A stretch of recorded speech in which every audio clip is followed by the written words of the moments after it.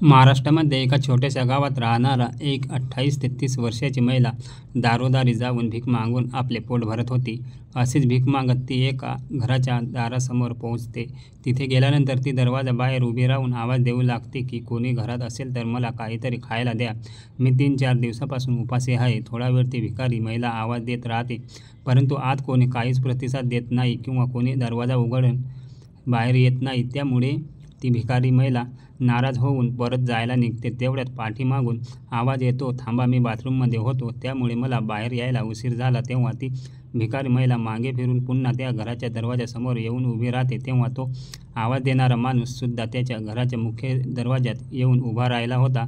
त्या व्यक्तीचे नाव होते राजेश. राजेशचं वय 35 वर्ष होतं. राजेशने जेव्हा त्या भिकारी महिला पाहिले तेव्हा तो तिच्या चेहऱ्याकडे पाहतच राहिला. आता जेव्हा ती भीक मागणारी महिला समोर त्या घरातील व्यक्तीला पाहते तेव्हा ती पुन्हा म्हणते, साहेब, मी 3-4 दिवसापासून उपाशी आहे. मला खूप भूक लागली आहे. मला काहीतरी खायला द्या. तेव्हा तो राजेश होतो त्या भिकारी महिलेकडे पाहतो आणि म्हणतो, कदाचित मी तुम्हाला कुठेतरी पाहिल्यासारखे वाटत आहे. राजेशचे असे बोलणे ऐकल्याबरोबर ती भिकारी महिला एकदम हसू लागते आणि म्हणते, साहेब, तुम्ही मला कुठे पाहिलं असणार? माझं तर रोज हेच काम आहे. मी दारोदारी जाऊन भीक मागून पोट भरते. तेव्हा अशीच कोणाच्या तरी दारात तुम्ही मला पाहिले असाल. त्यावेळी राजेश म्हणतो, नाही, मी कदाचित तुला खूप चांगल्या प्रकारे ओळखतो. तेव्हा ती भिकारी मागणारी महिला विचार पडते की हा माणूस मला कसे ओळखत असेल. तेव्हा राजेश तिला म्हणतो, तू शीलाची मैत्रीण नंदिनी तर नाही ना? आता जेव्हा ती भिकारी महिला स्वतःचं नाव राजेशच्या तोंडातून ऐकते तेव्हा ती हैराण आणि आश्चर्यचकित होऊन जाते आणि म्हणते, हो, माझं नाव नंदिनी आहे, पण तुम्ही शीलाला कसं ओळखता? तेव्हा राजेश म्हणतो, शीला माझी बायको आहे आणि माझे शीलाबरोबर लग्न झाले होते. तेव्हा ती भिकारी महिला म्हणते, पण शीलाचा नवरा तर खूप सडपातळ होता. तुम्ही तर खूप जास्त तंदुरुस्त दिसत आहात. तेव्हा राजेश म्हणतो की व्यायाम करून काजू बदाम खाऊन आता माझे शरीर वाढले आहे. ती भिकारी महिला म्हणते की शीला कुठे आहे? शीला घरात असेल तर तिला बाहेर बोलवा, मला तिच्याबरोबर बोलायचं आहे. तेव्हा राजेश थोडा निराश होतो आणि आपल्या चेहऱ्यावरील नाराजी तो हळू आवाजात म्हणतो, शीला तर मला सोडून गेली आहे. तेव्हा ती भिकारी महिला राजेशला विचारते की असे काय झाले जे शीला तुम्हाला सोडून गेली? राजेश म्हणतो, शीला कोणत्या तरी मुलावर प्रेम करत होती. तिला त्याच मुलासोबत संसार करायचा होता म्हणून ती त्याच्या बरोबर पळून गेली आहे. खरं तर तिच्या बाबांच्या दबावामुळे तिनं माझ्यासोबत लग्न करून काही महिने ती माझ्या बरोबर राहिली, पण तिच्या बाबांच्या जाण्याने तिला संधी मिळाली आणि आमचा संसार मोडला. जेव्हा मला शीलाच्या प्रेमाबद्दल समजले होते तेव्हा मी तिला खूप समजावून सांगितले, पण उपयोग झाला नाही. आता मी आणि माझा छोटा भाऊ आम्ही दोघे या घरात राहतो. मित्रांनो, जो राजेश असतो तो आपल्या छोट्या भावाबरोबर एकाच घरात राहत असतो. तर खरं तर राजेशचे आई बाबांचे खूप वर्षापूर्वी निधन झाले होते, पण राजेश ज्या मुलीबरोबर म्हणजे शीलाबरोबर लग्न झाले होते तीसुद्धा त्याला सोडून गेली होती. त्यामुळे ते दोघे भाऊ त्या घरात राहत होते. भीक मागायला आलेली भिकारी, तिचे नाव नंदिनी होते. ती शीलाच्या माहेरची होती. त्यामुळे राजेश जेव्हा आपल्या बायको शीलाच्या त्याच्या माहेरी सोडण्यासाठी जायचा तेव्हा शीलाची मैत्रीण तिथे तिला भेटण्यासाठी आईच्या घरी यायची आणि राजेशची मस्करीसुद्धा करायची. त्यात नंदिनीसुद्धा असायची, म्हणून नंदिनीला पाहता क्षणी राजेश तिला लगेच ओळखतो आणि आता भिकारी महिला आणि राजेशमध्ये बोलणे चालू होते. चौकशी केल्यानंतर राजेश तिला प्रश्न विचारतो, नंदिनी, मी असं ऐकलं होतं की तुझेसुद्धा लग्न झाले होते. असा प्रश्न विचारल्यावर बरोबरच नंदिनी जोरजोरात रडू लागते आणि रडत रडत आपली पूर्ण गोष्ट राजेशला सांगू लागते. नंदिनी म्हणते की हो, माझे लग्न झाले होते, हे अगदी खरं आहे, परंतु माझा जो नवरा होता तो मला खूप परेशान करत असायचा. एवढंच काय, तर तो माझ्यावर हातसुद्धा उगारत असायचा. खरं तर मी आणि माझ्या घरच्यांनी आमचा संसार टिकावा म्हणून खूप प्रयत्न केले. काही दिवस मी त्यांच्या मारहाणसुद्धा सहन केली, कारण मला माहीत होते जर मी माझ्या नवऱ्याला सोडून माझ्या माहेरी गेले तर माझ्यासहित माझ्या आईबाबांची इज्जत धुळीस मिळेल. कारण नवऱ्याला सोडून आलेली मुलगी भलेही कितीही चांगली असली तरी तिची चुकी नसली तरी लोक अशा मुलींकडे संशयाच्या नजरेने पाहतात. त्यामुळे मी शेवटच्या क्षणापर्यंत माझ्या नवऱ्याला समजवण्याचा प्रयत्न केला, त्याचा त्रास सहन केला, परंतु माहीत नाही का मी त्यांच्या डोळ्यासमोर आली की लगेच त्यांच्या रागाचा पारा वाढायचा. मग तो मला वाईट साईड बोलायचा आणि मी काही त्याला बोलायचे गेले तर लगेच माझ्यावर हात उगारायला. माझे सासू सासरे सुद्धा त्यांच्या मुलाच्या बाजूने होते, त्यामुळे सासरच मी घरी मी एकटी पडली होती. शेवटी माझी सहनशक्ती संपली आणि मी माझे संसार सासर सोडून कायमचं माहेरी आले. खरं तर माझ्या नवरा हेच हवे होते म्हणून मी माहेरी आल्यावर त्यांनी मला परत बोलावली नाही, उलट त्यांनी घटस्फोटाचे पेपर दिले आणि माझा घटस्फोट झाला. घटस्फोट झाल्यानंतर मी माझ्या आईबाबांच्या घरी राहू लागली होती. परंतु कालांतराने पुढे माझे आईबाबा हे जग सोडून गेले.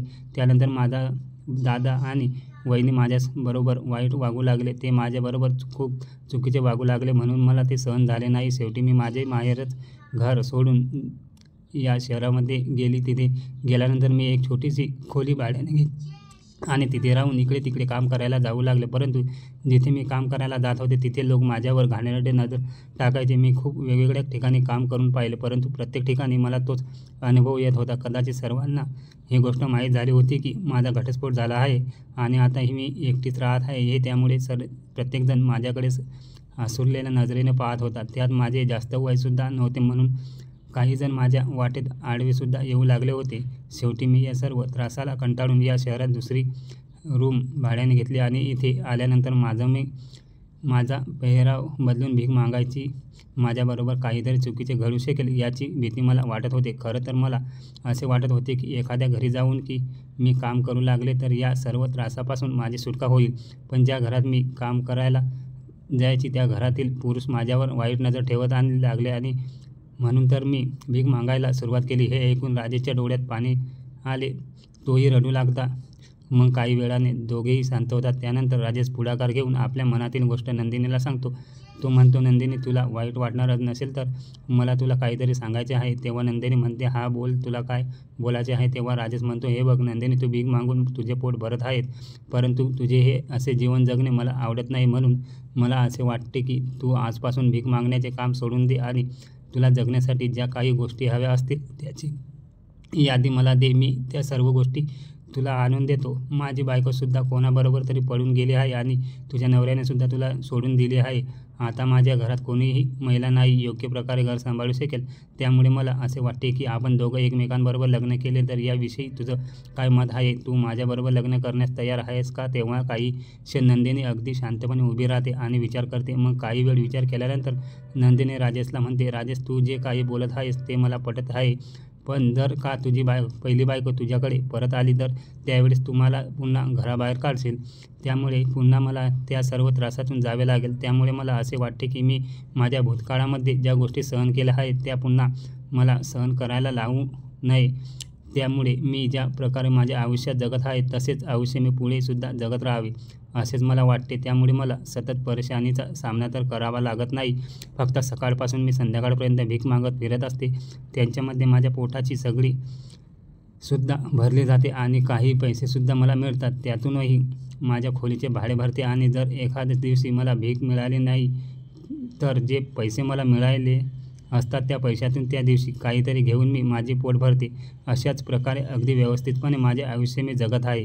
तेव्हा राजेश तिला समजावतो, नंदिनी, माझ्या बायकोबरोबर घटस्फोट झाला आहे, म्हणूनच मी तुला म्हणत आहे की आपण एकमेकांबरोबर लग्न करूया. मी तुला आत्ताच एक गोष्ट सांगतो, शीलाने जर पुन्हा माझ्या आयुष्यात येण्याचा प्रयत्न केला तरीसुद्धा मी तिचा पुन्हा स्वीकार करणार नाही. आमचा रीतसर घटस्फोट झाला आहे, त्यामुळे पुन्हा एकत्र येण्याचा प्रश्नच नाही. राजेशचे असे बोलणे ऐकून नंदिनी पुन्हा काही वेळ विचार करते आणि राजेशसोबत लग्नासाठी होकार देते. तेव्हा राजेशच्या चेहऱ्यावर स्मित हास्य फुलते. तो लगेचच नंदिनीच्या खांद्यावर अडकलेले गाठोडे काढून घेतो आणि तिच्या हातामध्ये असलेला कटोरा घेऊन दूरवर फेकून देतो. त्यानंतर नंदिनीचा हात पकडून तो तिला आपल्या घरामध्ये घेऊन जातो. घरामध्ये गेल्यानंतर राजेश नंदिनीला आपल्या कुटुंबाविषयी सर्व काही सांगतो. तो म्हणतो की माझ्या आईबाबांचा मृत्यू माझा छोटा भाऊ लहान असताना झाला होता, त्यामुळे माझा छोटा भाऊ आता माझ्याबरोबर सोबतच राहतो आणि हे माझे घर आहे. असे बोलून राजेश नंदिनीला आपले पूर्ण घर दाखवतो. जेव्हा नंदिनी राजेशचे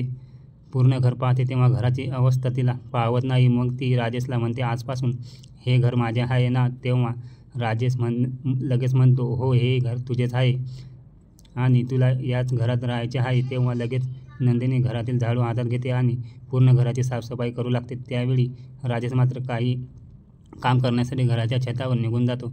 नंदिनी आता घराची साफसफाई करतच होती. तेवढ्यात राजेशचा छोटा भाऊ प्रवीण, जो काही कामासाठी बाहेर गेला होता, तो घरामध्ये येतो प्रवीण घरामध्ये येताच समोर त्याला नंदिनी दिसते. तो बघतो की एक महिला आहे आणि ती घराची साफसफाई करत आहे. तेव्हा तो खूपच हैराण होऊन जातो आणि तो लगेचच त्या महिलेला म्हणजेच नंदिनीला म्हणतो, कोण आहेस तू? चोरी करण्याच्या उद्देशाने तरी या घरात आली नाहीस ना? असे बोलून प्रवीण नंदिनीवर ओरडू लागतो. तेव्हा नंदिनी म्हणते, अरे आमच्या घरामध्ये येऊन मलाच विचारत आहेस तू कोण आहे म्हणून? तू कोण आहेस मला हे सर्व विचारणारा? नंदिनीचे असे बोलणे ऐकून राजेशचा छोटा भाऊ प्रवीण म्हणतो, हे माझ्या दादाचे घर आहे, त्यामुळे तू या घरात काय करतेस तेवढे सांग. त्यावर नंदिनी म्हणते, अरे आजपासून हे माझे घर आहे. नंदिनीचे हे बोलणे ऐकताच प्रवीणला खूप राग येतो. म्हणून तो रागातच नंदिनीचा हात पकडतो आणि तिला घराबाहेर काढण्याचा प्रयत्न करतो. पण नंदिनी त्याला विरोध करते. तेव्हा प्रवीण नंदिनीला फरफडत घराच्या बाहेर अंगणात काढतो. त्यावेळी मात्र नंदिनी प्रवीणला समजवण्याचा प्रयत्न करते. अरे राजेशने मला या घरात आणले आहे, त्यामुळे राजेशशिवाय दुसरा कोणीही मला या घरातून बाहेर काढू शकत नाही. तुझी हिंमत कशी झाली माझा हात पकडून मला बाहेर काढण्याची? अशी काही वेळ त्या दोघांमध्ये जोरजोरात बाचाचाबी होते. पण जेव्हा घराच्या छतावर असलेल्या राजेशला त्याच्या बोलण्याचा आवाज जातो, तेव्हा राजेश वरूनच आवाज देत म्हणतो, दोघे शांत राहा, मी काही वेळातच खाली येतो. मग राजेश छतावरून खाली उतरून जिथे त्यांचा छोटा भाऊ प्रवीण आणि नंदिनी उभे होते तिथे अंगणात येतो. तिथे पोहोचल्यावर नंतर राजेश आपल्या छोट्या भावाला प्रवीणला सर्व गोष्ट नीट, तुझी वहिनी मला सोडून गेली आहे आणि हिच्या नवऱ्याने सुद्धा हिला घटस्फोट देऊन घराबाहेर काढलं आहे. तेव्हा मी विचार केला की स्वतः हिला अगोदर पासून ओळखत आहे, त्यामुळे हिला आपल्याच घरात ठेवून घ्यावी. ही आपल्या घरात राहिल्यावर घरातील महिलेची सर्व कामे हे करेल, त्यामुळे आपल्याला सुद्धा आधार होईल आणि हिला सुद्धा दारोदारी फिरायला नको.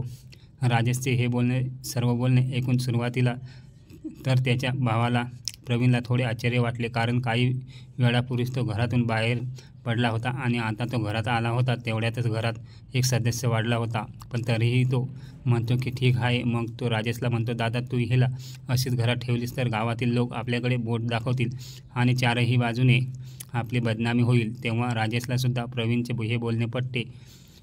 म्हणून तो काही वेळ आपल्या भावाच्या बोलण्यावर विचार करतो आणि म्हणतो, मग तू सांग आता यावर आपल्याला काय करायला हवे. तेव्हा प्रवीण राजेशला म्हणतो, दादा तुला जर हिला आपल्या घरात ठेवायचे असेल तर तुला हिच्याबरोबर मंदिरात जाऊन लग्न करावे लागेल. मग ती ह्या घरात तुझी बायको आणि माझी वहिनी म्हणून आरामात राहू शकते. तेव्हा राजेश आपल्या छोट्या भावाला प्रवीण गावातून पोलीस पाटलांना बोलवण्यासाठी पाठवतो आणि स्वतः मात्र घरामध्ये पोलीस पाटील येण्याची वाट पाहत बसतो. थोड्याच वेळात प्रवीण गावातील पोलीस पाटलांना आपल्या घरी घेऊन येतो. पोलीस पाटील घरी आल्यानंतर राजेश त्यांना पूर्ण गोष्ट नीट समजावून सांगतो. मग म्हणतो की या मुलीचे नाव नंदिनी आहे, हिचेसुद्धा या जगात कोणीही नाही आणि माझी पहिली बायकोसुद्धा मला घटस्फोट देऊन निघून गेली आहे. म्हणून आम्ही दोघांनीही विचार केला आहे की आम्ही एकमेकांबरोबर लग्न करावे. हवा तर तुम्ही समोरच नंदिनीला सुद्धा विचारून घ्या की तिची या लग्नाला मनापासून होकार आहे किंवा नाही. लग्न झाल्यानंतर माझे कुटुंबसुद्धा पूर्ण होईल आणि हिच्या आयुष्याची होत असलेली फडफडसुद्धा थांबेल आणि नंदिनीला सहन करावे लागेल असणारे दुःखही थांबेल. तेव्हा गावातील पोलीस पाटील नंदिनीला विचारतात, मुली या लग्नासाठी तुझ्यावर कोणत्याही प्रकारचा दबाव नाही ना? हे लग्न पूर्णपणे तुझ्या सहमतीने होत आहे ना? तेव्हा नंदिनी पोलीस पाटलांना नमस्कार करून म्हणते, हो, या लग्नाला माझ्या मनापासून होकार आहे. यासाठी कोणीही माझ्यावर जबरदस्ती अथवा दबाव टाकलेला नाही. तेव्हा पोलीस पाटीलसुद्धा विचार करतात की ह्या दोघांचे लग्न झाले तर 2 लोकांचे आयुष्य बदलणार आहे. म्हणून पोलीस पाटीलसुद्धा राजेश आणि नंदिनीच्या लग्नाला परमिशन देतात. त्यानंतर गावातील काही लोकांना एकत्र करून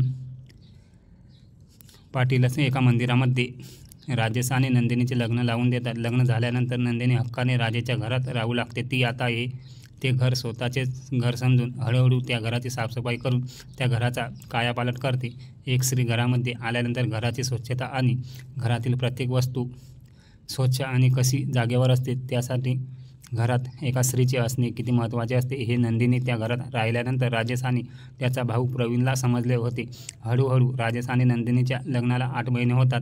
तेव्हा नंदिनी राजेशला आपण प्रेग्नंट असल्याची गोष्ट बातमी देते. तेव्हापासून राजेश आणि त्याचा छोटा भाऊ प्रवीण दोघेही नंदिनीची खूपच काळजी घेऊ लागतात. हळूहळू 9 महिने पूर्ण होतात आणि नंदिनी एका गोंडस मुलाला जन्म देते. आपल्या मुलाचा चेहरा पाहिल्यानंतर राजेश खूपच आनंदित होतो. आता राजेश ऑफिसवरून आल्यानंतर आपल्या मुलाबरोबर खेळत असतो. त्याचे रडणे, त्यांच्याबरोबर खेळणे आणि स्वतः बाप झाल्याचा आनंद तो प्रत्यक्षाने अनुभव होत असतो. अशा प्रकारे त्याचं आयुष्य अगदी आनंदाने ते जगत असतात. अशातच एक दिवस नंदिनी अचानकपणे राजेशला म्हणते, जर तुमच्याकडे वेळ असेल ना तर 1 दिवसाचा वेळ तुम्ही माझ्यासाठी काढा. नंदिनीचे असे बोलणे ऐकल्यानंतर राजेश सुरुवातीला हैराण होतो. तो विचार करतो, अरे असे हिचे काय काम असेल म्हणून ते आपल्याकडे 1 दिवसाचा वेळ मागत आहे. तेव्हा राजेश म्हणतो, मी तुला वेळ द्यायला तयार आहे, परंतु तुझे काय काम आहे ते तर मला सांग. त्यावर नंदिनी म्हणते, मी तिथे गेल्यानंतरच तुम्हाला काय काम आहे ते सांगेन, त्यामुळे तुम्हाला माझ्याबरोबर तिथे यावे लागेल. शेवटी राजेश आपल्या बायकोचे मन राखण्यासाठी म्हणतो, ठीक आहे, मी तुझ्याबरोबर तू नेशील तिथे यायला तयार आहे. तुला कधी त्या ठिकाणी मला न्यायचे आहे ते सांग. त्या दिवशी मी ऑफिसमधून सुट्टी घ्यायला तयार आहे, कारण तुझ्यासाठी मी कधीही वेळ काढू शकलो. मग 2-3 दिवसानंतर नंदिनी तयार होते आणि आपल्या नवऱ्याला सुद्धा तयार होण्यास सांगते. राजेश आपल्या बायकोच्या म्हणण्याप्रमाणे तयार होतो. मग दोघे नवरा बायको आपल्या छोट्या बाळाला घेऊन कुठेतरी जाण्यासाठी निघतात. आता कुठे जायचे आहे ते नंदिनीला माहिती असते. राजेश फक्त तिच्याबरोबर असतो. अर्ध्या रस्त्यात गेल्यानंतर राजेश नंदिनीला पुन्हा विचारतो, बघा आता तरी सांग, आपल्याला कुठे जायचे आहे. त्यावर नंदिनी म्हणते, आपल्याला माझ्या माहेरी जायचे आहे, कारण तिथे माझ्या दादा आणि वहिनीचे मला खूप काही ऐकवलं होते. ते मला खूप वाईट साईड बोलले होते. मला त्यांचा बदला घ्यायचा आहे. मला त्यांना दाखवायचे आहे. भलेही तुम्ही मला झटकारून घराबाहेर जाण्यासाठी भाग पाडले, पण देवाने मला साथ दिली आणि पुन्हा एकदा माझ्या आयुष्य पूर्ववत झाले.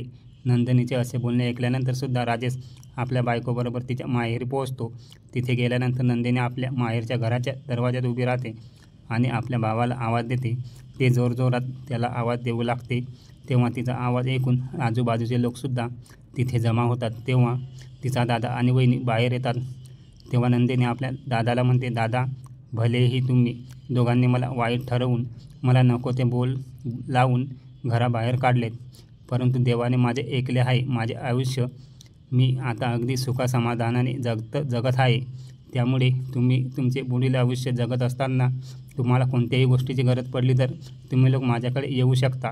खरं तर नंदिनीच्या दादा आणि वहिनीने छोट्या मोठ्या गोष्टीच्या खाण्यावरून सुद्धा नंदिनीला खूप टोमणे मारले होते आणि ह्याच गोष्टीवरून त्या लोकांनी नंदिनीचे जगणे मुश्किल करून ठेवले होते. म्हणून तर नंदिनी ते घर सोडून गेली होती. कारण म्हणतात ना, माणसाला कितीही काम करायला सांगितले तर काम करून माणसाचे शरीर थकले परंतु माणूस मनाने थकत नाही. त्यामुळे दुसऱ्या दिवशी पुन्हा तो त्या जोमाने काम करतो. पण त्या माणसाला नीट खायला प्यायला न देता सतत वाईट साईड बोलणे जाते. तेव्हा तो माणूस शरीराने आणि तर मनाने थकून जातो आणि मनाने थकलेला माणूस काम करू शकत नाही. अशीच अवस्था नंदिनीची झाली होती. म्हणून तर तिला स्वतःच्या पोटाची खळगी भरण्यासाठी ते घर सोडावे लागले होते. जेव्हा नंदिनीने ते घर सोडले तेव्हा तिच्या दादाने किंवा वहिनीने एकदासुद्धा तिला शोधण्याचा प्रयत्न केला नाही. या सर्व गोष्ट जेव्हा तिथे जमलेले सर्व लोक ऐकतात तेव्हा मात्र नंदिनीच्या दादाचा आणि वहिनीचा चेहरा पडतो आणि लाजेने दोघांनीही मान खाली जाते. आणि कारण त्या दोघांनी नंदिनीला खूपच परेशान केले होते. आता ही गोष्ट सर्व लोकांना समजली होती की या दोघांच्या त्रासाला कंटाळूनच नंदिनी हे घर सोडून गेली होती. कारण नंदिनी घर सोडून गेल्यानंतर शेजारी लोक तिच्या विषयी विचारायचे तेव्हा तिचा दादा आणि वहिनी म्हणायचे, ती कोणत्या तरी मुलाचा हात पकडून निघून गेली आहे. आम्ही तिला किती लाडात इथे ठेवत होतो, पण तिला जे करायचे होते ते तिने केलेच. पण आज नंदिनीचे सर्व लोकांसमोर आपल्या दादा आणि वहिनीचा पर्दाफाश केला होता. त्यानंतर नंदिनी आपल्या माहेरच्या घरात जाऊन पाऊल टाकताच आपल्या नवऱ्याला राजेशला सोबत घेऊन आपल्या बाळासह राजेशच्या घरी निघून आली. त्यानंतर राजेश नंदिनी आपल्या मुलासह घरी येतात आणि आपले आयुष्य आनंदाने जगू लागतात. राजेशचा जो छोटा भाऊ प्रवीण असतो त्याचीसुद्धा नंदिनी अगदी आईप्रेमाने काळजी घेते आणि घरसुद्धा अगदी व्यवस्थितरित्या सांभाळत आहे. कथा कशी वाटली ते कमेंट बॉक्समध्ये कळवा आणि व्हिडिओला लाईक करा, शेअर करा आणि चॅनलला सबस्क्राईब करायला विसरू नका. भेटू नवीन व्हिडिओमध्ये.